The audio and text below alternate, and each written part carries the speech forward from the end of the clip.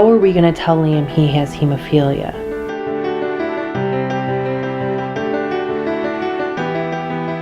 The paramedics who came to pick him up had on these really big blue jumpsuits. I'll never forget that. It reminded me of astronauts. Like, I felt like Liam had some kind of contagious disease. By Friday, we were transferred from Missouri Baptist to Children's Hospital.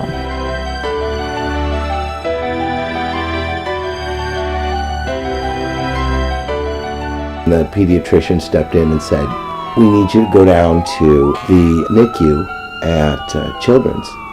And we were separated from Liam, and he rode in a glass case in an ambulance, and we followed in our car behind the ambulance. It was horrible.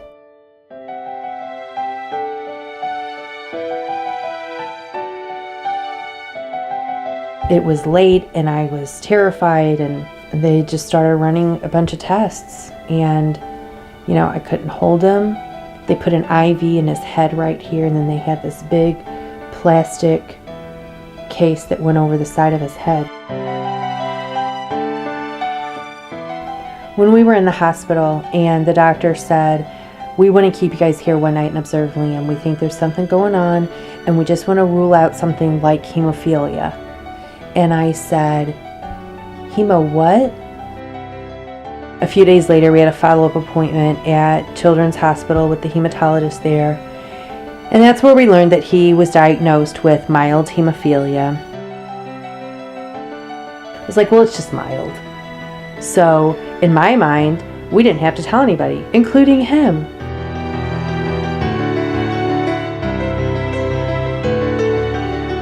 As time went on, I found myself in the doctor's office or in the emergency room once a week. Something just didn't feel right to me. We found an organization called the Gateway Hemophilia Association, and I met some moms there, some of the strongest women I've ever met, who said, "You need to follow your mom gut. You need to take him in for a second opinion. Maybe it's nothing, but maybe it's something. You need to take him in for a second opinion." And I told him what was going on. Like, he had already had 2 joint bleeds before he was 18 months old. He was just covered in bruises. I mean, he would have bruises on his forehead. It would stick out like a small egg. He would have black eyes.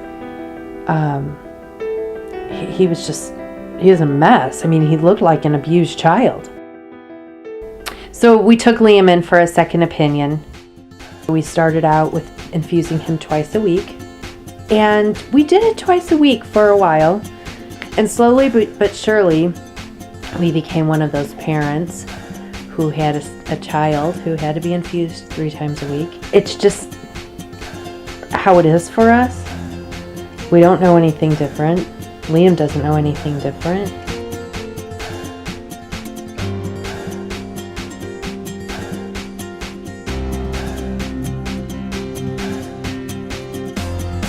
Getting involved with the organizations around hemophilia put a face on it. It got us face to face with families and parents, and what's still very impactful to me is grown men who have had hemophilia their entire lives, to talk to them and see that they had girlfriends, they had good jobs, they played sports, they had meals at nice restaurants and drank wine and ate steak and had normal lives.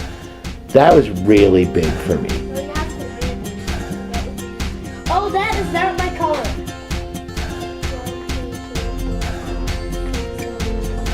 No, you turned into your 2 words. It's something that I struggle with, but I also know I have a very active child, and he has got a beautiful spirit, a beautiful soul, and keeping him grounded, sitting on the couch, forcing him to play chess,